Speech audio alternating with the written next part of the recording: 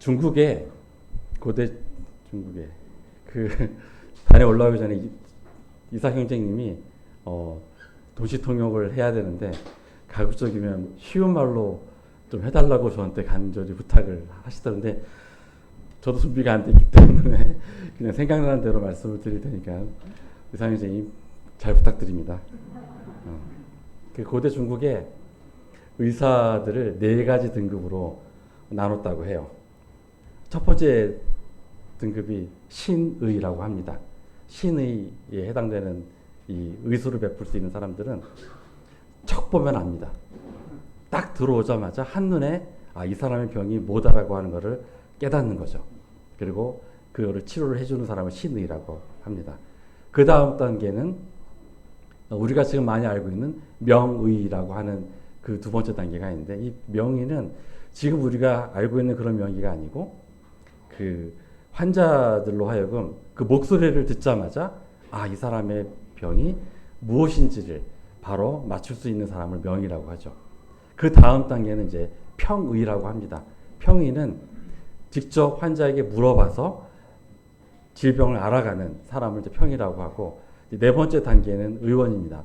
맥을 짚어보고 눈을 까뒤집어보고 여러 가지 것들을 통해서 그 사람의 질환을 알아맞힌 사람을 이제 의원이라고 이제 구분이 되는데, 이 신이라고 하는 것은 어찌 보면 이제 우리가 무슨 할 때 그 신자하고 의술할 때 그 의자가 결합된 말인데, 이걸 달리 보면 믿을심과 옳은 의도 여기 해당되는 것은 아닐까 생각이 들어요.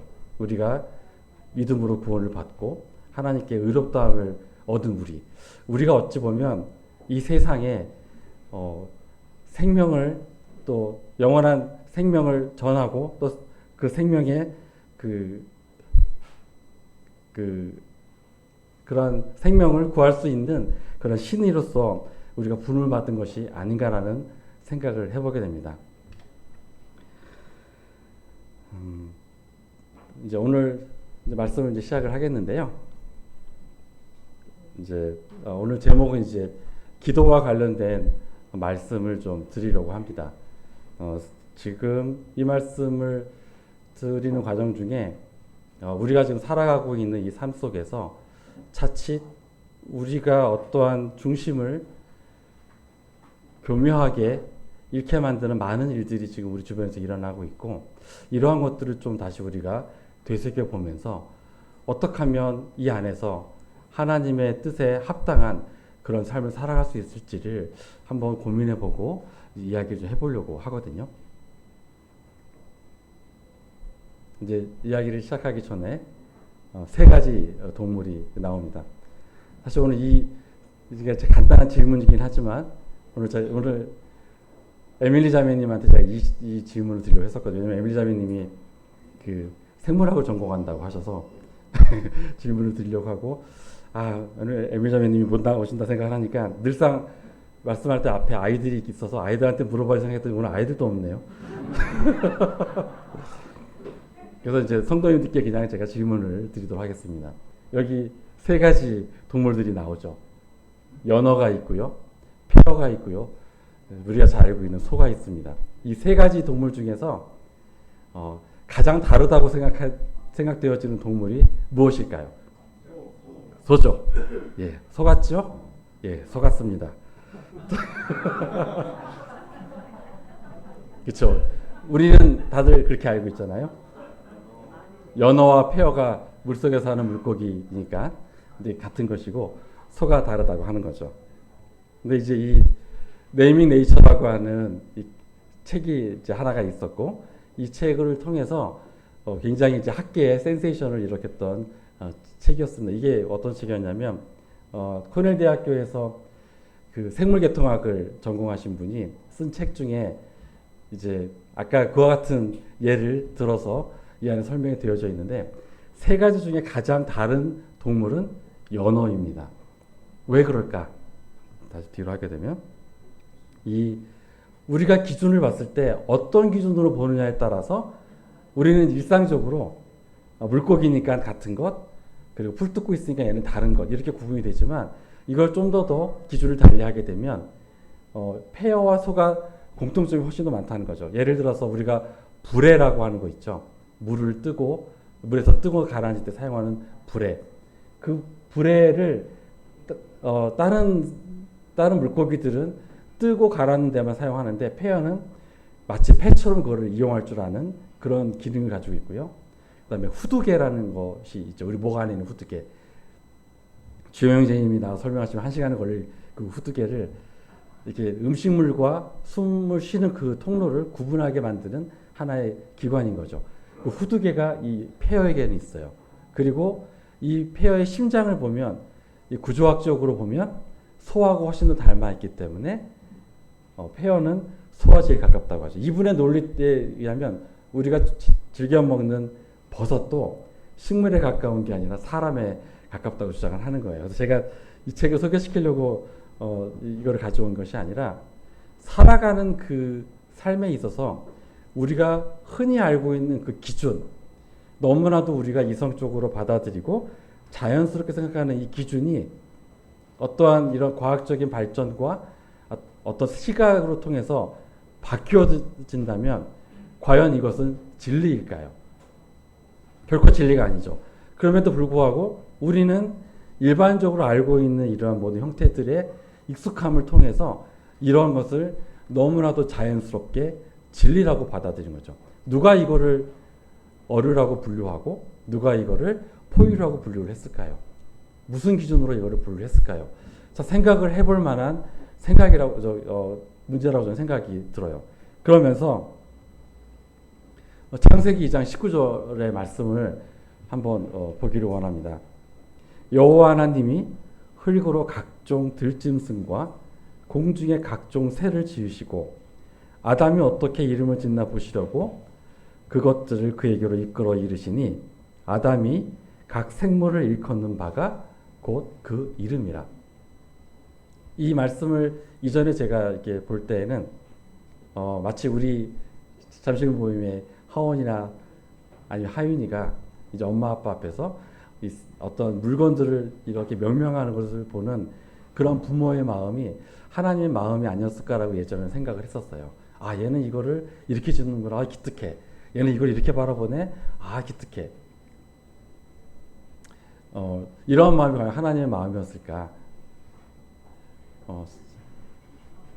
이 새 이름 혹시 알고 계신 분 계시나요? 아울. 이게 속독새과에 속하 있는 새라고 속독새. 그 속족새가 아니라 속독새래요. 그게 왜 그러냐면 그 항아리를 닮았다고 해서 그 독이라고 하는 이름을 들어가서 속독새라고 우리는 이제 알려졌는데 이 새의 어릴 때 모습이 이제 왼쪽에 있는 저 모습인 거예요. 근데 한 커뮤니티에서 저 새 이름을 야, 저건 누가 봐도 월요일 아침에 피곤해 쩌던 직장인 얼굴 아니냐. 그래서 이 새 이름은 속독새과에 속한 이 새 이름은 월요일 아침 새로 지어야 되는 것이 합당하지 않느냐라고 해서 한번 센세이션을 일으켰던 거거든요. 이게 이 새 정확한 이름은 개구리 잎 속독새라고 합니다. 그래서 입이 개구리 잎을 닮았다고 해서 이렇게 붙여진 이름인데 하나님이 아담에게 이러한 식의 재치 있는 답변을 듣고자 하셨을까 하는 생각을 좀 해보게 됩니다. 창세기 3장에 바로 넘어가게 되면 에덴 동산에서 하나님이 금하신 선악과를 범한 그런 사건들이 바로 나오죠. 이 선악과 사건을 또 이 창세기 2장 19절과 함께 생각을 해보게 되면 과연 아담은 평상시에 하나님을 좀 바라보고 오직 하나님 중심으로 살다가 정말 뱀의 간교에 의해서 아차하는 실수로 선악과를 되었을까? 이 생각을 해보게 되거든요. 하나님께서 정말 무지한 상태에서 오직 사단의 간계로만 손을 뻗은 아담에게 에덴동산에서 내쫓고 영원한 죽음에 이르게 하는 이러한 심판을 내리셨을까 생각을 해보게 되면서 이 창세기 2장 19절의 말씀을 가만히 다시 살펴보니 이거는 저희 개인적인 분별이기 때문에 들으신 성도님께서 부담을 안 가지셨으면 참 감사하겠습니다. 어찌 보면 하나님께서 아담으로 하여금 네 마음대로 이걸 지으라고 했던 이 깊은 뜻 안에는 하나님께서 창조하신 그 창조 원리에 따라 아담이 그 뜻을 헤아리고 명명하는 모습을 보고자 하는 것이 아니었을까라는 생각을 해보게 돼요. 제가 지난 금요일 날 교회 단톡방에 실수를 몇 번 했죠. 근데 제가 그날 그 실수 통해서 참 감사하게 생각했던 것은 여러 형제자매님들이 저에게 개인톡으로 응원의 메시지를 주신 거예요. 나이도 들고 눈도 침침하고 여러 가지로 어려움에도 불구하고 이렇게 애써주신 것에 대한 이런 평상시 같았을 이런 실수를 하지 않았으면 이런 감사의 턱을 제가 받지 못했을 텐데 전 너무 감사하고 이제 행복했습니다. 한 교회에 지체된 성도들에게 그 한 성도를 바라볼 때 이 실수를 바라보는 마음이 이러할진데 하나님의 마음도 그러하지 않을까 생각이 들어요. 어쩌면 아담은 여기 나와 있는 이 속에서 자기가 마치 창조주 하나님이 되는 것 마냥 그 이름을 부를 때 그것이 그 이름이 되는 것을 보면서 교만한 마음과 그런 것이 이미 이 안에 자리 잡고 있었던 것은 아니었는지, 그리고 이런 마음이 자리 잡고 살아왔었기 때문에 창세기 3장에서 이 마음을 너무나도 잘 알고 있는 사단이 바로 그 연약한 마음을 건드렸던 거죠. 너 하나님과 될 수 있어. 네가 명한 것처럼 또 하나님이 창조하신 것처럼 너도 그와 같은 능력을 가질 수 있어라고 하는 것을 아담에게 또 하와에게 이 뱀이 된 사단이 우리가 속된 말로 똥구멍을 살살 간지럽힌다고 하는 것처럼 그런 식으로 유혹을 했을 수도 있지 않았을까 하는 생각이 들어봅니다. 그러면서 우리가 지금 살고 있는 이 시대, 우리는 분별할 수 있는 능력이 있긴 있지만 우리의 다음 세대 아니면 우리 자신도 그럴 수도 있을 것 같아요. 지금은 상상할 수 없지만 조금 더 교묘한 모습으로 다가오는 그런 모습들 앞에 과연 우리는 그 중심이, 그 기준이 사람이 되어져 있는지 아니면 하나님이 되어져 있는지, 아마 그런 시험들을 우리는 앞으로 받게 될 것이고 그 시험을 당하기 전 또 그 시험에 대하는 우리의 모습들을 함께 좀 나눠보고자 합니다. 제가 이제 크게 세 가지 이제 이 사회적인 문제들을 설명을 드리고자 합니다. 조금 재미가 없을 수도 있고 단위에서 성경 위주 또 말씀 위주로 사실은 성도님께 이야기를 해야 되는데 그렇지 못한 점들이 있어서 이것도 또한 미리 양해를 좀 드리겠습니다. 이 사진 가장 얼마 전에 나왔던 사진입니다. 이제 너무나도 딱 보면 이제 알 수 있겠죠. 선하게 생기신 이 두 커플들이 이제 동성으로서 결혼의 생활을 하고 있는 두 커플이에요. 밑에 있는 남자 커플들은 벌써 10년이 돼가고 있고요. 위에 있는 두 여성 커플들은 이제 그런 동성의 삶을 살아오고 있는데 합법적인 가족으로 아직까지 우리나라에서는 법으로 인정을 해주고 있지 않기 때문에 이 세대에서 이제 끝을 낼 수밖에 없죠. 현재까지는.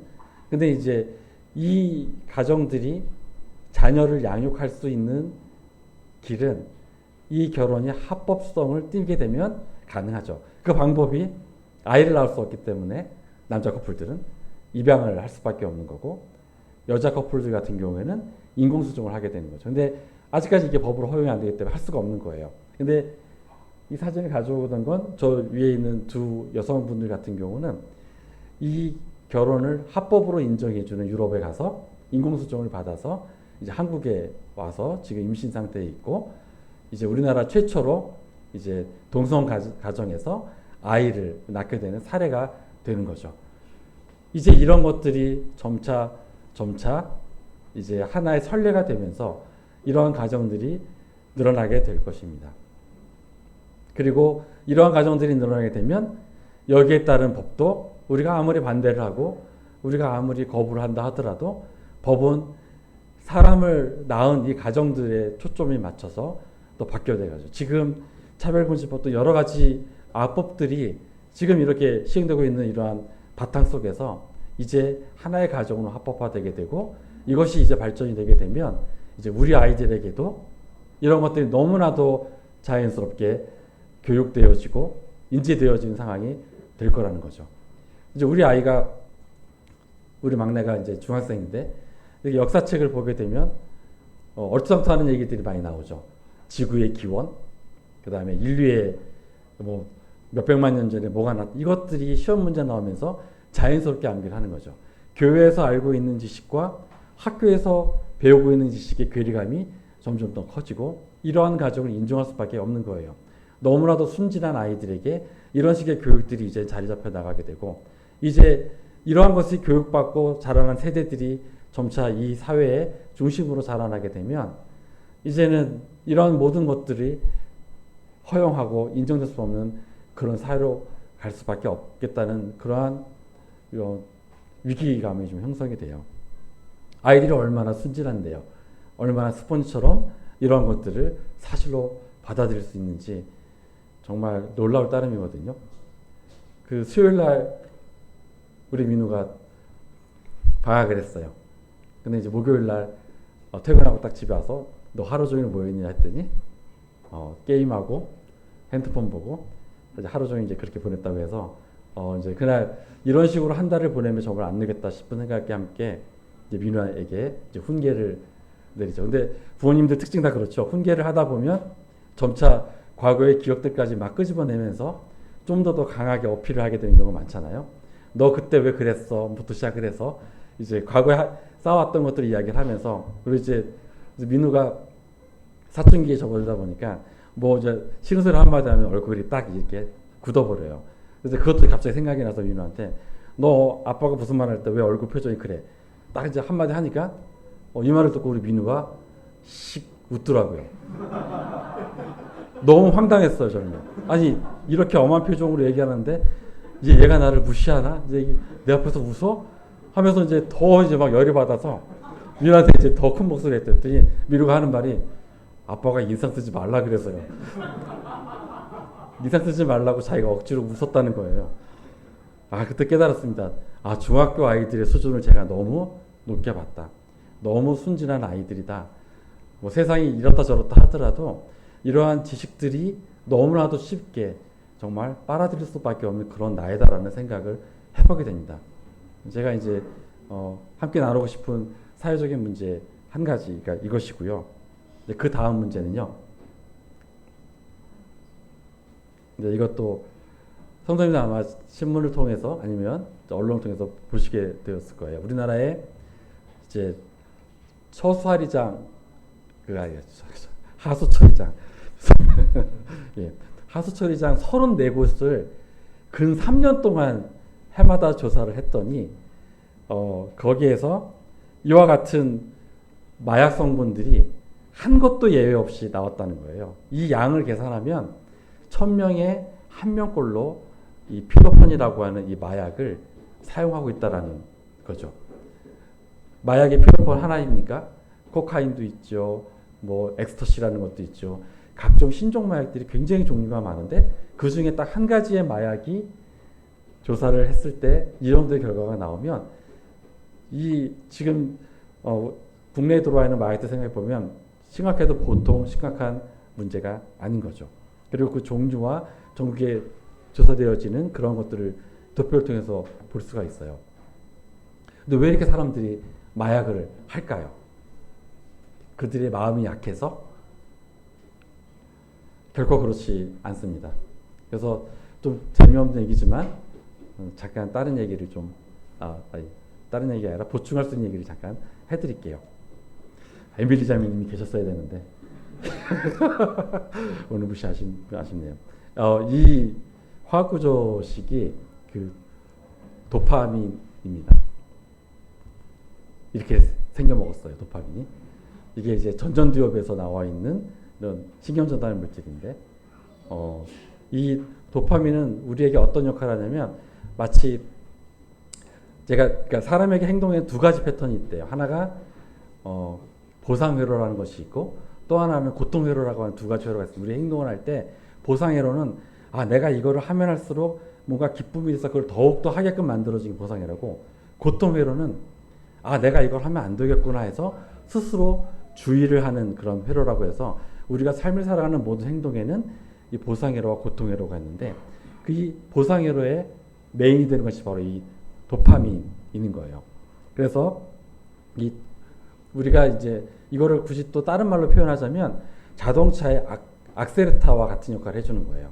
내가 뭔가를 위해서 나아가려고 할 때 악셀레타를 세게 밟는 것처럼 도파민의 분비량이 많아지게 되면 굉장히 이제 힘을 받고 나아가는 그런 것을 느끼게 되고, 악셀레타에서 발을 떼게 되면 차가 쑥 줄어들고 차분해지는 거죠. 이런 식의 삶의 그러니까 행동의 패턴을 이 도파민이 조절하고 있는데, 이 도파민에서 저 OH기 두 개를 딱 떼고 요 사이에다가 이제 CH3라고 하는 메칠기를 싹 갖다 붙이게 되면 이제 이런 식의 화학 구조식이 되는데, 이것이 이제 암페타민이라고 하는 물질이에요. 이 암페타민은 1897년에 독일에서 이제 개발이 돼서 이것을 처음에 신경정신과 쪽으로 사용을 했었는데, 또한 감기약으로도 이게 사용을 했었어요. 근데 그 당시에 이거를 투약하다 보니까 각성 효과가 있어서 실제로 2차 세계대전 때 독일 군인에게 이 약물이 투여가 되면서 지치지 않고 전쟁을 수행할 수 있는 그러한 효과도 봤다고 전해져 내려오고 있죠. 이 암페타민에서 다시 한번 요 NH2 옆에 H를 딱 떼고 메치기 하나를 싹 다 갖다 붙였어요. 그랬더니 이제 이런 모양이 되거든요.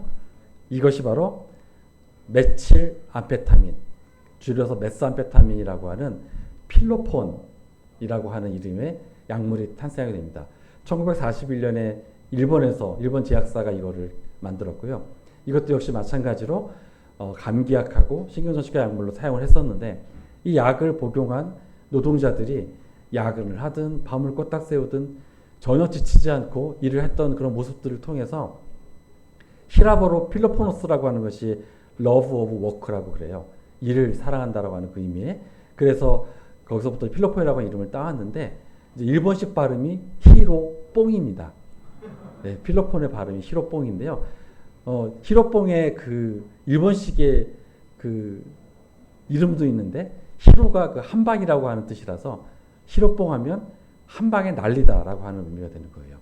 그래서 이러한 메스암페타민이 굉장히 그 당시에는 많은 그 노동자들에게 사용이 되어졌고, 그리고 지금은 이것이 마약으로 분류되긴 하지만 지금 미국에서 그 얘가 비충혈 제거제, 그 막힌 코를 뚫리는데 굉장히 효과가 크기 때문에 분무기 타입으로는 지금도 처방이 되어져 있기는 해요. 국소에 작용하고 있기 때문에 하고 있죠.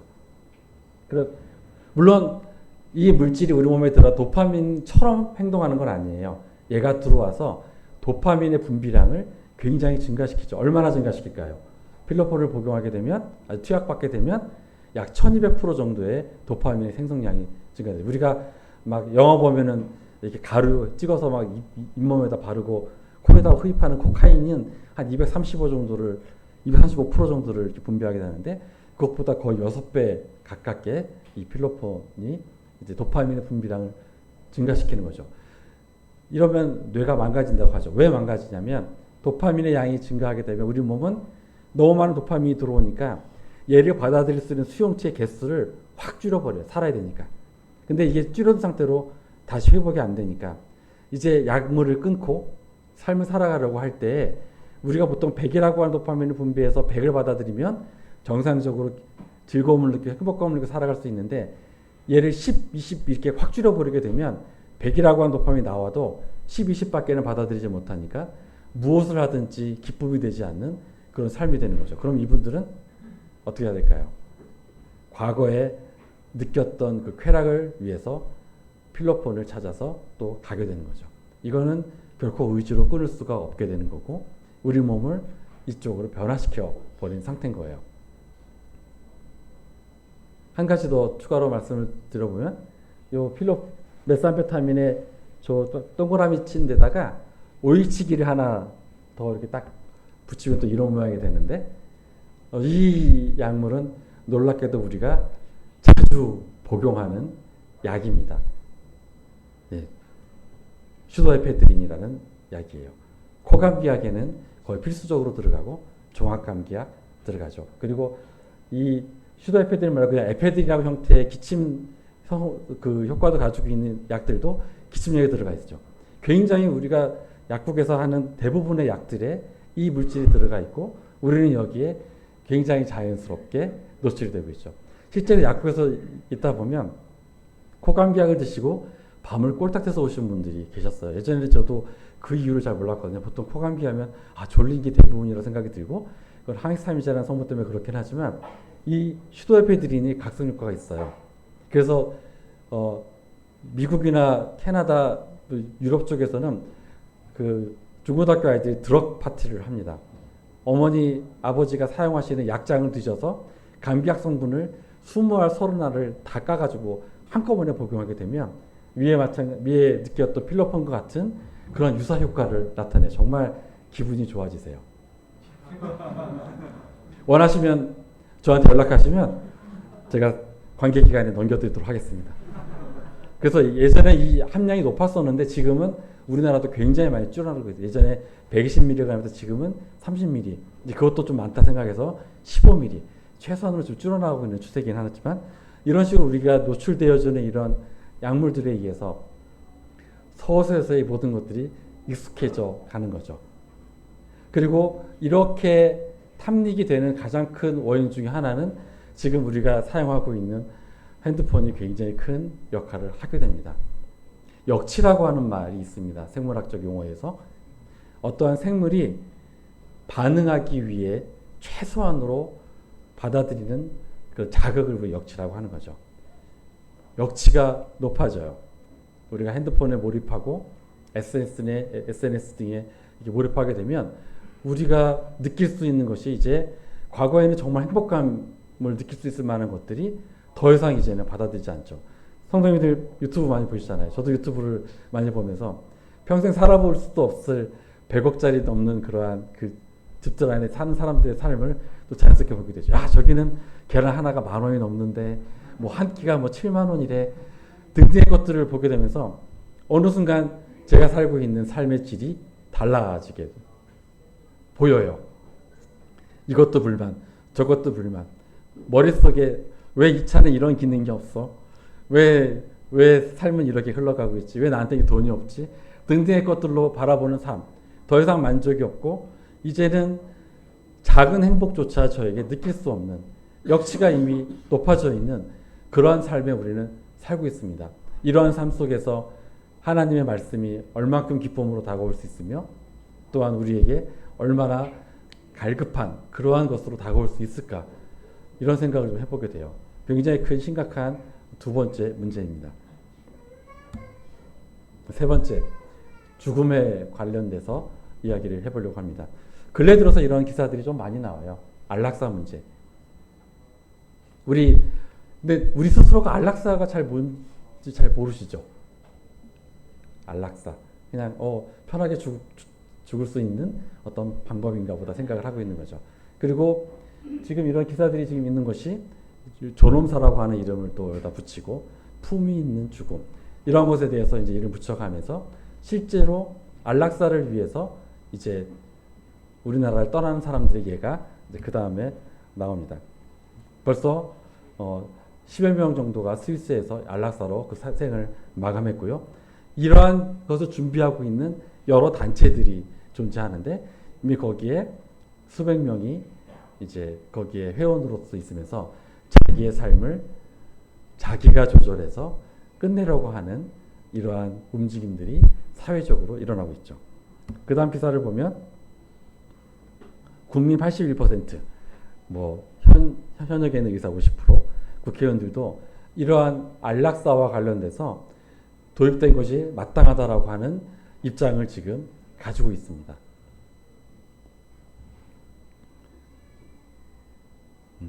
시간이 많지가 않아서 일단 좀 넘어가고요. 안락사는 크게 세 가지가 있어요. 끝에서부터 보면 소극적인 안락사가 있고 조력 자살이 있고 적극적인 안락사가 있습니다. 소극적인 안락사는 지금 우리나라에서도 법으로 인정해주고 있는 연명 치료 금지. 이제 이분은 더 이상의 생을 유지하는 것이 의미가 없다고 해서 적극적인 치료를 하지 않는 범위에 속하는 것이 소극적인 안락사입니다. 조력 자살은 죽을 준비를 의료진들이 다 해줘요. 근데 마지막 행위를 죽으려고 하는 사람이 행하는 것이 조력 자살입니다. 적극적인 안락사는 이제 몸을 움직일 수도 없고 할 수 없는 그런 사람들에게 의료진이 이제 죽음에 이르도록 해주는 방법이 이게 바로 적극적인 안락사죠. 네덜란드에서는 만 12세 이상부터였다가 올해부터 태어난 아이부터 이제 이거를 결정할 수 있다라고 이야기를 해요. 부모가. 궁금하지 않으세요? 안락사에는 도대체 어떤 약물이 쓰일까요? 네. 그 바비초레이치라고 하는 약물이 있었는데요. 그 약물은 지금도 많이 쓰이고 있고 우리가 사용하고 있는데 이 약물 중에 독성이 굉장히 강한 약물 두 가지가 있습니다. 펜토바비탈, 세코바비탈이라는 두 가지 약물이 있는데 이거는 돌이킬 수 없는 사망에 이를 정도로 강력한 약물이라서 사실은 수십 년 전부터 사형수들의 사형 집행에 사용됐던 약물이고요. 혹시 성도님들은 약물로 인한 사형 집행을 보신 적이 있으신지는 모르겠는데 저는 예전에 약물과 관련돼서 그 동영상을 본 적이 있습니다. 사형수를 이렇게 의자 약간 비스듬히 기어져 있는 그 의자에 두 팔과 두 다리를 굉장히 두꺼운 스트랩으로 묶은 다음에 이 약물이 순식간에 이제 투입이 돼요. 그러면 들어가자마자 바로 몇 초 안에 이 사형수가 온몸을 정말 뒤트는데 그게 음수고가 안 된 상태거든요. 그러면 비명이 나올 것 같죠. 근데 비명이 안 나와요. 입은 벌리고 눈은 가려져 있기 때문에 입은 벌리고 몸은 뒤틀고 하는데 소리가 안 나와요.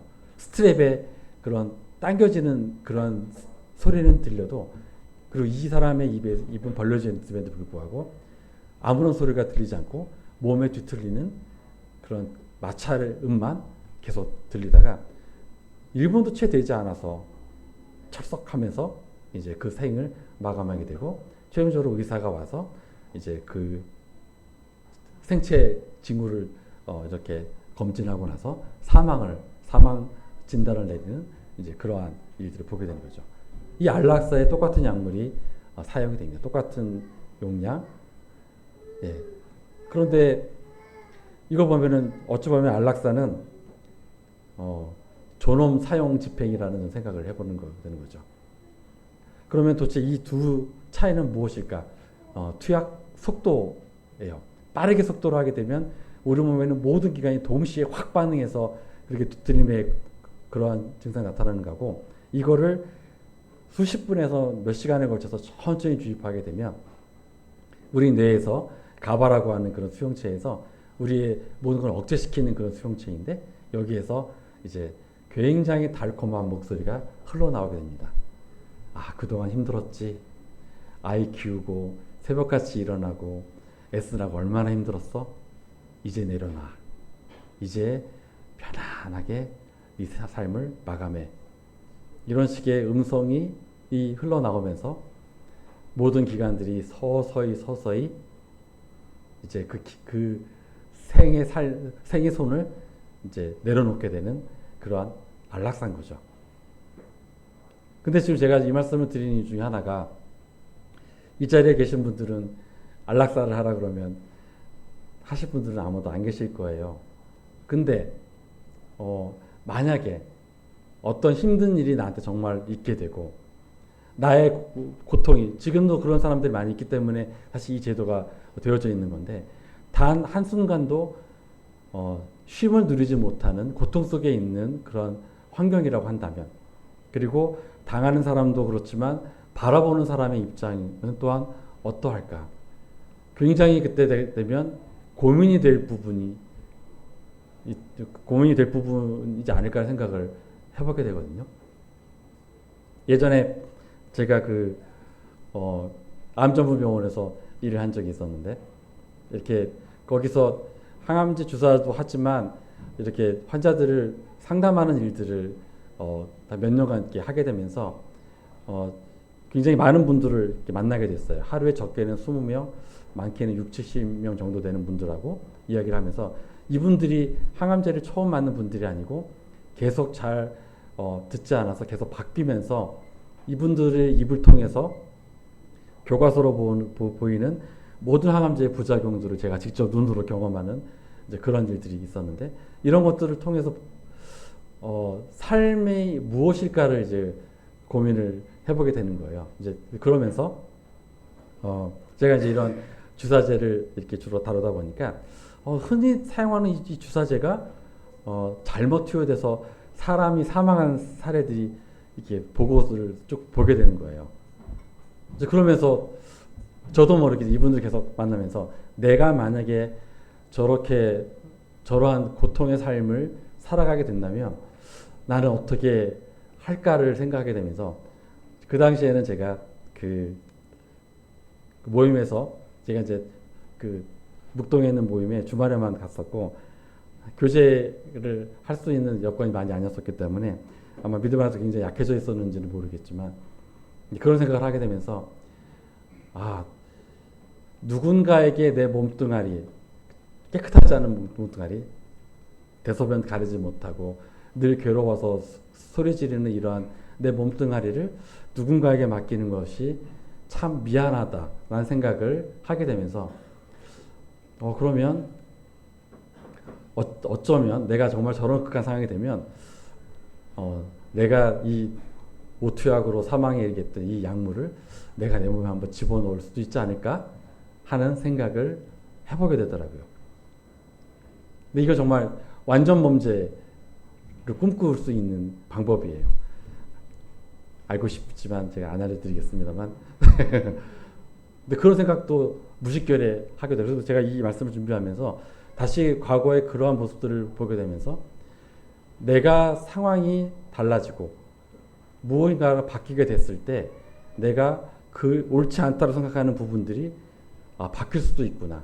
그러면 내 안의 기준은 과연 무엇이었을까라는 생각을 해보게 되는 거예요. 그리고 우리가 이거를 너무나도 가볍게 보거나 당장 일어나지 않기 때문에 이거에 대해서 깊이 생각을 하지 않고 하게 된다면 어느 순간인가 나도 모르는 사이에 사단의 유혹에 넘어갈 수 있지 않을까 생각이 듣게 돼요. 벌써 12시간 넘어서. 그러면 이러한 시험 앞에서 우리 예수님은 어떻게 하셨을까? 이제 제가 드리고자 하는 말씀의 가장 큰 부분이기도 한데요. 광야 시험은 4개 복음서 중에서 3곳에 나오고 그 중에서 그 마가복음은 딱 2절만 돼 있어서 이제 마태복음하고 누가복음에 거의 다 비슷하게 나와요. 다만 순서가 좀 다를 뿐이지 내용은 완전 같다고 보시면 돼요. 제가 성도님께 질문 드리겠습니다. 예수님이 광야 시험 받으실 때 끌려가셨습니까? 걸어가셨습니까? 네? 끌려간 건 아닌 거거든요. 그러니까 제가 사실은 너무나도 연약한 마음과 그다음에 성경의 지식이 깊지 않을 때에는 예수님이 굶으셨잖아요. 그러면서 생각 들어진 것이 이 성령이 아니라 이런 사단이 예수님을 끌고 갔구나. 그래서 너 지금부터 내 시험 받아. 해서 40일 동안 굶겨가면서 예수님을 이렇게 시험했구나라는 정말 단순한 생각을 갖게 되었었던 적이 있었는데 성령의 이끌림에 의해서 가셨죠. 40일 동안 굶으셨어요. 배가 고프셨을까요? 안 고프셨을까요?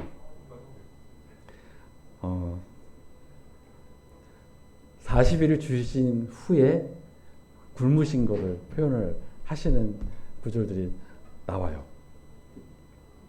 결국 예수님께서 성령 침례를 받으시고 나서 광야로 가셨을 때 예수님 너무나 잘 알고 계신 거죠. 아담과 하와, 우리의 첫사람이 아담과 하와에게 사단이 했던 그러한 유혹들, 그런 것들을 그보다 더한 것이 바로 예수님께 닥쳐올 거라는 걸 너무나도 잘 알고 계셨습니다. 그리고 예수님은 그러한 사단과의 한판 전쟁을 위해서 광야로 나아가셨고요. 그리고 40일간을 굶으셨어요.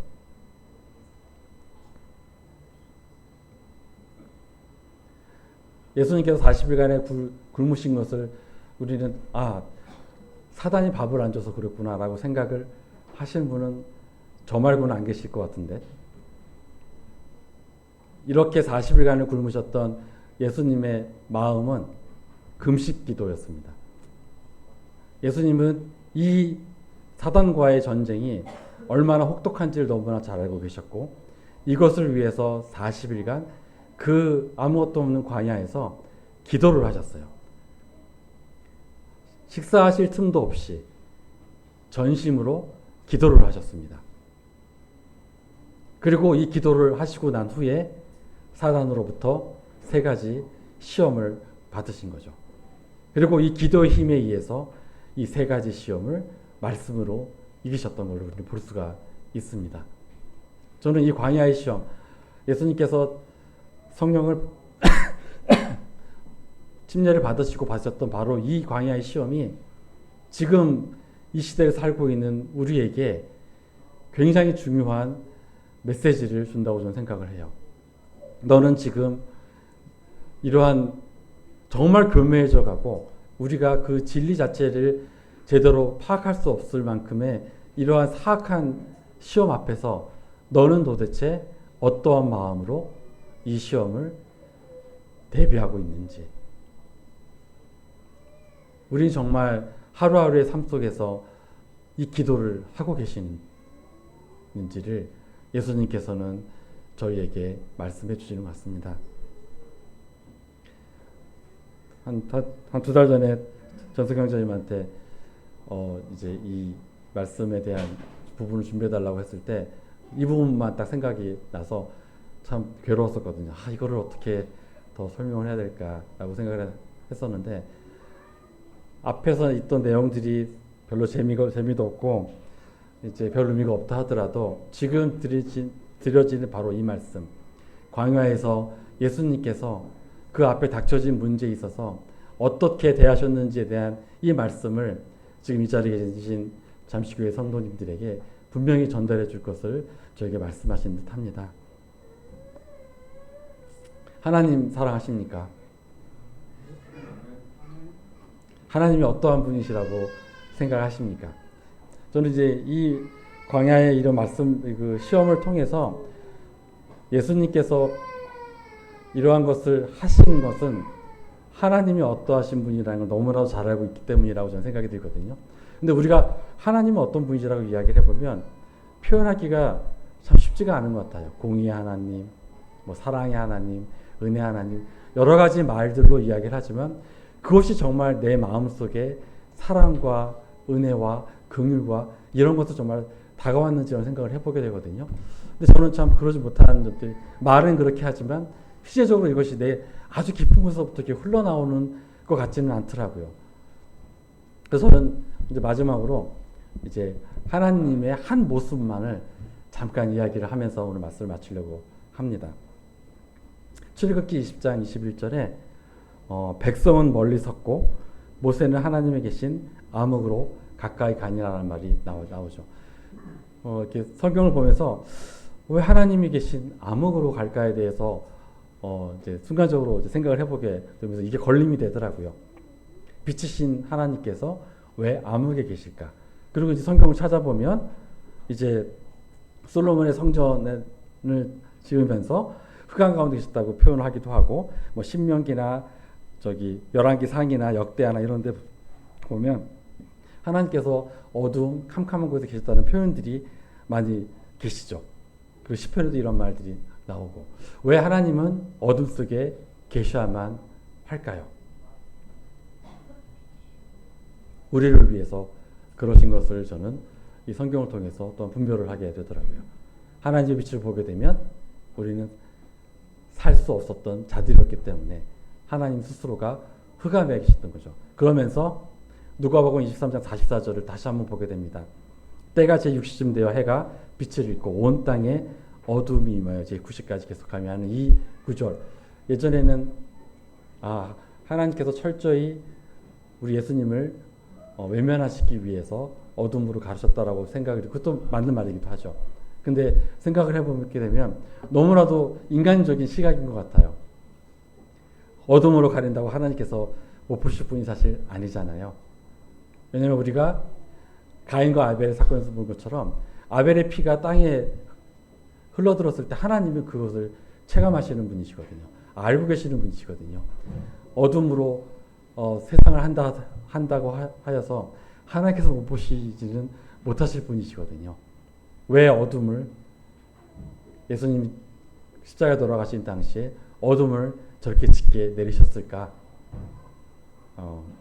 우리를 다치게 하지 않고 예수님께 가장 가깝게 내려가고자 하시는 하나님의 정말 사랑이 아니었을까 생각이 들어요. 저는 이런 생각을 하게 되면서 우리가 받은 구원, 우리가 받은 은혜는 그 독생자 예수 그리스도를 죽음에 이르게 하신 그 하나님이 이토록 우리를 만나고자 하시고 우리를 사랑하고자 하시는 바로 그 마음이었다고 생각이 들고요. 이제 그 하나님이 우리와 함께 계십니다. 예수 그리스도로 인하여 이제는 더 이상 저렇게 흑암에 계시지 않으셔도 우리를 만날 수 있게 되었다는 이 사실 앞에 참으로 감사가 됩니다. 하루의 삶, 그리고 한 주의 삶, 또 1년의 삶, 이런 삶이 10년이 되고 또 후대까지 이어지는 이런 삶 속에서 우리가 삼는 기준이 무엇이고 그 기준 안에서 우리는 정말 기도에 힘쓰고 살고 있는지를 돌아와 주시기를 부탁을 드리며 말씀 마치도록 하겠습니다. 감사합니다.